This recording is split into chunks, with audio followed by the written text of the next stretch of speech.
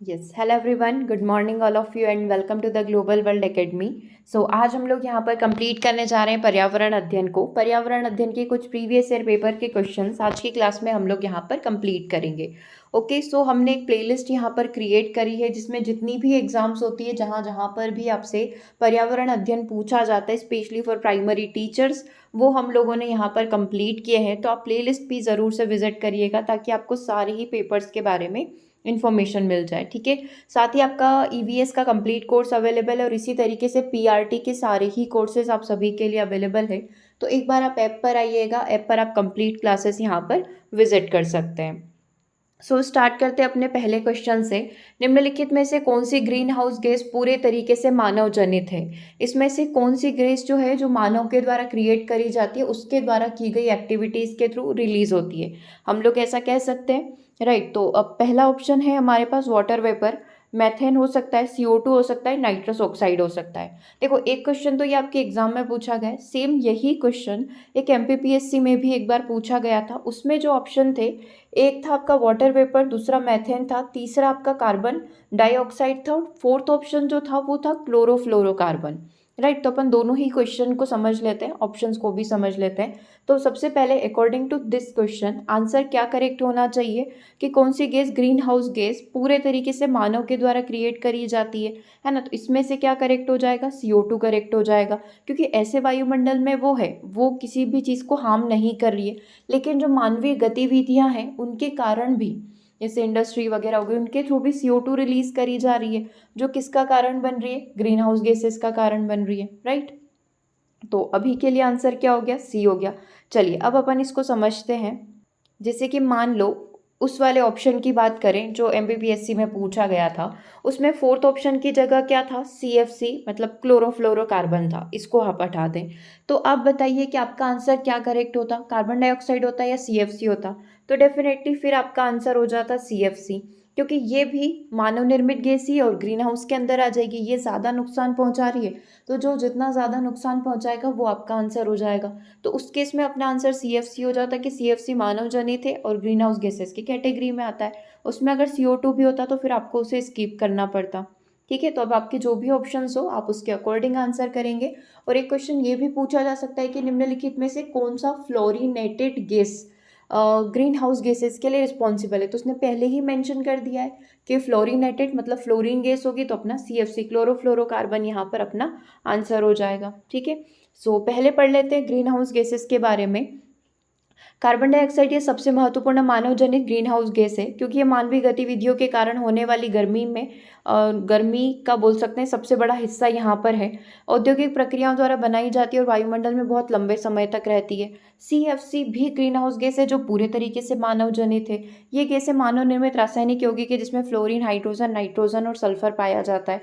अन्य मेथेन 2018 के अंत तक मेथेन सांद्रता कम से कम 6,50,000 वर्षों में जितनी थी उससे कहीं ज़्यादा हो गई। मतलब मैं 2018 के ही डेटा की अगर बात करूँ तो ये पहले बहुत कम थी वायुमंडल में, लेकिन 2018 के बाद इसमें बहुत ज़्यादा इंक्रीमेंट देखने को मिला है ना? कहीं ना कहीं एटमॉस्फेरिक चेंजेस यहाँ पर हुए हैं। राइट, सतही ओजोन ये वायु प्रदूषण का परिणाम है और मुख्य रूप से कार्बन मोनोऑक्साइड से जुड़ी फोटोकेमिकल प्रतिक्रियाओं के कारण यहाँ पर नुकसान हो रहा है। ठीक है, तो ये वायु प्रदूषण का परिणाम यहाँ पर ये वाली चीज़ हो गई। चलिए अगले क्वेश्चन की तरफ चलते हैं। ग्रीन हाउस प्रभाव किसके कारण यहाँ पर होता है? इंक्रीज इन एनवायरमेंटल O2, वातावरण की O2 में वृद्धि के कारण, वातावरण की O2 में कमी के कारण, वातावरण की CO2 में वृद्धि के कारण या CO2 में कमी के कारण। वही क्वेश्चन है, बस पूछा है कि किसके कारण होगा। तो अगर वातावरण में CO2 की मात्रा बढ़ जाएगी तो उसके कारण क्या हो सकता है? यहाँ पर ग्रीन हाउस गैसेस होगा, मतलब वायुमंडल ज़्यादा गर्म हो जाएगा। ठीक है, अगला क्वेश्चन देखना। भारत का सबसे प्रदूषित शहर यहाँ पर कौन सा है? मुंबई है, कोलकाता है, दिल्ली है, चेन्नई है? तो नो डाउट हम लोग कह सकते हैं कि दिल्ली सबसे पॉल्यूटेड सिटी के अंदर आएगा। ठीक है, चलिए क्वेश्चन नंबर 4 की तरफ चलते हैं। मुख्यतः अधिकतर सभी जीवों का अनुकूलतम तापमान निम्नलिखित में से किस श्रेणी में पाया जाता है? अधिकतर सभी जीवों का अगर मैं नॉमिनल टेम्परेचर यहाँ पर कहूँ तो उसकी रेंज क्या रहेगी? सारे जीव इसमें हो जाएंगे, ध्रुवीय प्रदेश में रहने वाले, गर्म इलाकों में रहने वाले, वो सारे जीव। ठीक है, नहीं तो वो मेंशन कर देता कि वो किसके लिए पूछ रहा है। 0 से 20, 0 से 10, 30 से 40 या 0 से 50। तो हमको शुरू से लेकर लास्ट तक की लेनी है। तो हम लोग ये कह सकते हैं कि 0 से 50 डिग्री सेल्सियस वाला जो होगा वो अपने इसमें सारे जीव यहाँ पर आ जाएंगे। ठीक है, तो अपना आंसर क्या हो जाएगा, ऑप्शन नंबर डी हो जाएगा। बाकी डिटेल भी पढ़ लो, मान लो कैटेगरी वाइज आपसे पूछ ले तो अधिकांश जीवों के लिए इष्टतम तापमान सीमा 20 से 45 डिग्री के लिए सेल्सियस के बीच में रहती है, जो नॉर्मल जीव है। ऐसा इसलिए होता है क्योंकि अधिकांश जीवों को मेसोफाइल्स के रूप में वर्गीकृत किया गया है, जिसका अर्थ होता है कि वे मध्यम तापमान पर सर्वाइव करते हैं। ठीक है, अब इनकी कैटेगरी देख लो कि मेसोफाइल जो सबसे आम जीव होते हैं 20 से 45 डिग्री के बीच में ये सर्वाइव करते हैं, मतलब इनको ऐसा टेम्परेचर चलेगा। फिर थर्मोफाइल्स मतलब जो गर्मी में रहते हैं या गर्म इलाकों में रहना पसंद करते हैं, इनका जो टेम्परेचर रहेगा, ऑप्टिमल टेम्परेचर, वो 50 डिग्री सेल्सियस से ऊपर रहेगा। ठीक है, फिर जो साइक्रोफाइल्स होते हैं वो 15 डिग्री सेल्सियस के नीचे के ठंडे तापमान में रहना पसंद करते हैं। ठीक है, मतलब ठंडे टेम्परेचर में, ठंडे इलाकों में ये जीव आपको मिल जाएंगे। और हाइपर थर्मोफाइल्स बोलेंगे तो ये अत्यधिक गर्मी वाले जीव होते हैं। थर्मो मतलब नॉर्मल 50 है ना, और ये अत्यधिक गर्मी पसंद करने वाले जीव होते हैं जिनका इष्टतम तापमान 80 डिग्री सेल्सियस या उससे अधिक होता है। तो अभी मेरे को नॉमिनल रेंज इन ऑप्शन में से सिलेक्ट करनी हुई तो मैं किसको सिलेक्ट करके आ जाऊँगी, थर्मोफाइल्स तक, 0 से 50 तक सिलेक्ट कर सकते हैं। ठीक है, आंसर क्या हो जाएगा, ऑप्शन नंबर डी हो जाएगा। नेक्स्ट क्वेश्चन देखना, शिक्षक का अपने कुछ छात्रों से असाधारण रूप से उज्जवल और बुद्धिमान माना जाता है। ठीक है, शिक्षक अपने कुछ छात्रों को असाधारण कैटेगरी दे देता है, एक्सेप्शनली ब्राइट स्टूडेंट कह देता है। तो शिक्षक को उनके साथ क्या करना चाहिए, मतलब उनको पढ़ाने में क्या चीज़ें करनी चाहिए, उच्च कक्षाओं में उनको भेज देना चाहिए। ठीक है, दूसरा, समृद्ध पाठ्यक्रम का उपयोग किया जाए, एनरिच्ड करिकुलम उपयोग किया जाए ताकि एडवांस में उनको पढ़ने को नई नई चीज़ें मिले, उनकी इच्छा के अनुसार जैसा वो पढ़ना चाहे वो पढ़ सकते हैं, और बाकी कक्षा के साथ नॉर्मली ही उनको पढ़ाया जाए। तो definitely option number B suitable for the bright student. हमें क्या करना पड़ेगा, उनको वो सारी चीज़ें जो कक्षा में सारे बच्चों को पढ़ाई जा रही है वो सब तो पढ़ाना ही है, उसके अलावा हमें उन्हें एडिशनल चीज़ें भी पढ़ानी होगी। ठीक है, ताकि उनका जो ये इंटेलिजेंस है उसका सही से यूटिलाइजेशन किया जा सके। अगला देखना, निम्नलिखित में से कौन प्रेरित शिक्षण का संकेतक होगा। मोटिवेटेड टीचिंग का साइन यहाँ पर हम लोग किसे कहेंगे, कक्षा में छात्रों की अधिकतम उपस्थिति होना, छात्रों द्वारा प्रश्न पूछना, पिन ड्रॉप साइलेंस होना, या फिर गृह कार्य की पूर्ति होना। तो अगर मैं कहूँ कि सबसे मोटिवेटेड टीचिंग का जो संकेत होगा वो क्या हो सकता है, कि अगर बच्चे कक्षा में प्रश्न पूछ रहे हैं मतलब उनको समझ में आ रहा है या उनको डाउट आ रहा है, मतलब बच्चे फोकस्ड होकर समझ रहे हैं, तो हम लोग ये कह सकते हैं कि B is more correct. Right, अगला क्वेश्चन देखना, ईवीएस कक्षा में स्केप फोल्डिंग उस प्रक्रिया को संदर्भित करता है जहां पर शिक्षक क्या करेगा। स्केप फोल्डिंग का मतलब क्या होता है, ईवीएस क्लासरूम में देखो हमने यहाँ पर थ्योरीज पढ़ी है, सीडीपी के अंदर हमने स्केप फोल्डिंग पढ़ते हैं, हम लोग एमकेओ यहाँ पर पढ़ते हैं, हम लोग कई सारी चीज़ें पढ़ते हैं, राइट, जेडपीडी पढ़ते हैं। उसमें से स्केप फोल्डिंग क्या होती है, एक टेम्परेरी हेल्प होती है, मचान जिसे हम लोग हिंदी में कहते हैं, है ना, एक बोलते हैं ना टेम्परेरी किसी की बच्चों को हेल्प करना, सपोर्ट करना। ठीक है, तो छात्रों को बार बार अभ्यास करने को कहना, अच्छे अंक प्राप्त करने में उनकी मदद करना, सीखने को बढ़ावा देने के लिए शिक्षार्थियों को अस्थायी सहायता देना, मतलब टेम्परेरी हेल्प देना, ऑब्वियस सी बात है। समस्या को प्रभावी ढंग से हल करने के लिए बच्चों को मोटिवेट करना। तो अपन डायरेक्टली कह सकते हैं कि इसके फोल्डिंग क्या हो जाएगा, बच्चों को टेम्परेरी हेल्प करना। मतलब आप मुझसे पूछ रहे हो कि हमको ये क्वेश्चन समझ में नहीं आ रहा है, तो मैंने आपको ये नहीं बोला कि इसका आंसर सी होगा, मैंने आपको इस क्वेश्चन का मीनिंग बताया कि इसके फोल्डिंग का मतलब होता है कि किसी भी बच्चे को हम लोग टेम्परेरी मदद कर रहे हैं, मतलब उसको हिंट दे रहे हैं। इन शॉर्ट में कहूँ तो उसको मैं हिंट दे रही हूँ, इस क्वेश्चन का आंसर बताकर मैं उसको हिंट दे रही हूँ, डायरेक्टली आंसर नहीं बता रही हूँ। तो इसमें ऑप्शन नंबर सी क्या है, हिंट से आपको ये समझ में आ गया कि एक टेम्परेरी हेल्प करना, डायरेक्टली आंसर न बताते हुए उस बच्चे को हिंट दे देना। ठीक है, चलिए क्वेश्चन नंबर 8 की तरफ चलते हैं। जैसलमेर का किला कितना पुराना है और जीर्ण शीर्ण अवस्था में है। इसके कई खूबसूरत महल ढहने की कगार पर हैं। पर्यटकों के आगमन ने इस विरासत भवनों पर प्रकाश डाला, जिसे इंटेक द्वारा एक प्रमुख संरक्षण पहल की गई। बेसिकली इंटेक क्या करता है, जितनी भी धरोहर है उनको प्रोटेक्ट करना, उनको सिक्योर करना, उनका संरक्षण करना, इस बारे में ये काम करता है। ठीक है, अब यहाँ पर इसने बात करी कि जैसलमेर में एक ऐसा किला है जो बिल्कुल जीर्णोद्धार यहाँ पर हो चुका है, मतलब उसको रख रखाव मेंटेनेंस की आवश्यकता है। तो इंटेक ने क्या करा, इस चीज़ पर फोकस करा। तो हमसे तो इतना सा पूछा था इन्होंने कि जैसलमेर का किराना जो किला है वो कितना पुराना है, तो लगभग ये 860 वर्ष पुराना है, 868 वर्ष पुराना है। करेक्ट आंसर क्या हो जाएगा, अकॉर्डिंग टू द ऑप्शन 850 साल ये पुराना है। ठीक है, कह सकते हैं, कोई दिक्कत नहीं है इसके अंदर, सी आंसर अपना करेक्ट हो जाएगा। तो पहले अपन इंटेक पढ़ लें, फिर अपन जयपुर के जैसलमेर के किले के बारे में देखेंगे। बेसिकली ये वाला जो क्वेश्चन है ये एनसीईआरटी की बुक में क्लास 11th में है। ये वाला जो इंटेक से कनेक्टेड क्वेश्चन है, ये एनसीईआरटी की जो भूगोल है उसकी क्लास 11th में इसके बारे में थोड़ी जानकारी थी। ठीक है, तो कला और सांस्कृतिक विरासत के लिए भारतीय राष्ट्रीय न्यास समिति रजिस्ट्रीकरण अधिनियम 1860 के तहत पंजीकृत एक प्रकार का गैर लाभकारी धर्मार्थ संगठन है। सबसे पहले तो इंटेक का फुल फॉर्म देखना था, Indian national trust for art and culture heritage, Indian national trust for art and culture heritage, that is the full form of intake. 1860 के तहत इसको पंजीकृत किया गया था। 2007 में संयुक्त राष्ट्र ने कला व सांस्कृतिक विरासत के लिए भारतीय राष्ट्रीय न्यास को संयुक्त राष्ट्र आर्थिक और सामाजिक परिषद के साथ एक विशेष सलाहकार का दर्जा प्रदान किया। मतलब ये नेशनल नहीं, ये इंटरनेशनल लेवल पर भी क्या हो चुका है, फेमस हो चुका है। ये तो हो गई इंटेक की जानकारी। अब मैं बात करूं जैसलमेर की, तो 2024 तक रावल जैसल द्वारा 1156 ईस्वी में निर्मित जैसलमेर किला लगभग कितना हो चुका है, 868 वर्ष पुराना हो चुका है।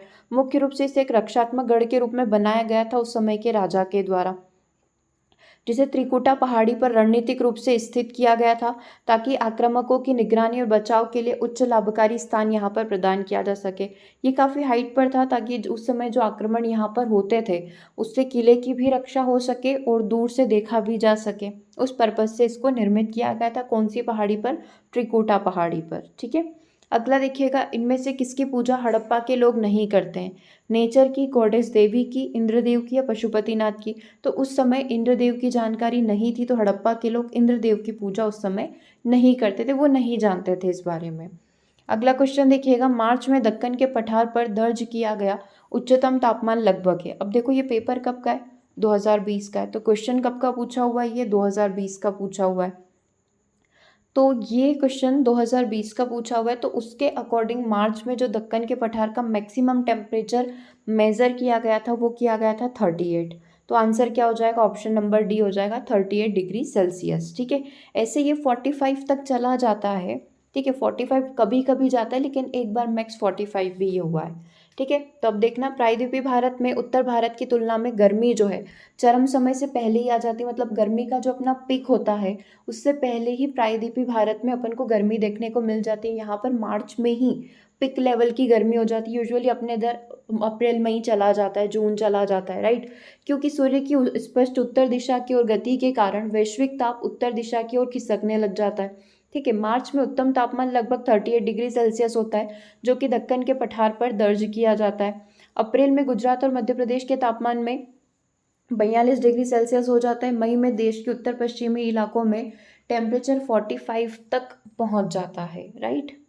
चलिए आगे बात करते हैं, भारत किस देश के बाद गन्ने का सबसे बड़ा उत्पादक देश है। गन्ने में दूसरे नंबर पर आता है भारत। गन्ने का सबसे बड़ा उत्पादक देश आपका ब्राज़ील हो जाएगा। देन हमारा आ जाता है यहाँ पर इंडिया। ठीक है, तो पहला नाम आप ब्राज़ील ध्यान रखेंगे, देन दूसरे नंबर पर अपना आ जाएगा इंडिया। ठीक है, चलिए अगले क्वेश्चन की बात करते हैं। निम्नलिखित में से कौन शारीरिक गतिविधियों में नियामक के रूप में कार्य करता है। Which of the following act as a regulator in physiological activities. मतलब हमारी शरीर की गति को नियमित करना और इन सब को करने का कार्य किया जाता है मिनरल्स के द्वारा। ठीक है, अब मिनरल्स भी दो प्रकार के होते हैं, एक तो हमारे मैक्रो जो अधिक मात्रा में हमारे शरीर को चाहिए, और दूसरे होते हैं ट्रेस जो कि बहुत कम मात्रा में हमारे शरीर को उनकी नीड होती है। ऐसे ही सेम प्लांट में भी होता है, मैक्रो माइक्रो यहाँ पर होता है, तो सेम चीज़ हमारी बॉडी में भी है। तो शरीर को रेगुलेट करने का कार्य थ्रू मिनरल्स किया जाता है। ठीक है, जैसे कि हड्डियाँ, मांसपेशियाँ, हृदय, मस्तिष्क को ठीक से काम करने में ये हमारी मदद करता है। एंजाइम और हार्मोन्स बनाने के लिए भी खनिज महत्वपूर्ण होते हैं। दो प्रकार के होते हैं, मैक्रो जो ज़्यादा चाहिए, ट्रेस जो बहुत कम मात्रा में चाहिए। अगला क्वेश्चन देखिएगा, दूध में पाया जाने वाला कार्बोहाइड्रेट यहाँ पर क्या होगा, ग्लूकोज, फ्रक्टोज, स्टार्च या फिर लैक्टोज। जो दूध में पाया जाता है कार्बोहाइड्रेट वो लैक्टोज होता है। ठीक है, करेक्ट आंसर क्या हो जाएगा आपका यहाँ पर, ऑप्शन नंबर डी हो जाएगा। ओके, चलिए, the major carbohydrate present in the milk is called lactose, और लैक्टोज एक प्रकार का डाइसेकेराइड है। ठीक है, तीन कैटेगरी होती है, मोनोसेकेराइड, डाइसेकेराइड, है ना, जिसमें दो चेन यहाँ पर चलती है, मोनो सिंगल होता है, पॉलीसेकेराइड मतलब मल्टीपल चेन यहाँ पर चलेगी। ठीक है, तो lactose is a disaccharide sugar यहाँ पर होता है। लैक्टोज कंटेन्स टू सब यूनिट, ग्लूकोज एंड ग्लैक्टोज। हमने क्या बोला, दो यहाँ पर चलेंगे, तो एक ग्लूकोज और ग्लैक्टोज को मिलाकर क्या बनता है, लैक्टोज यहाँ पर बनता है।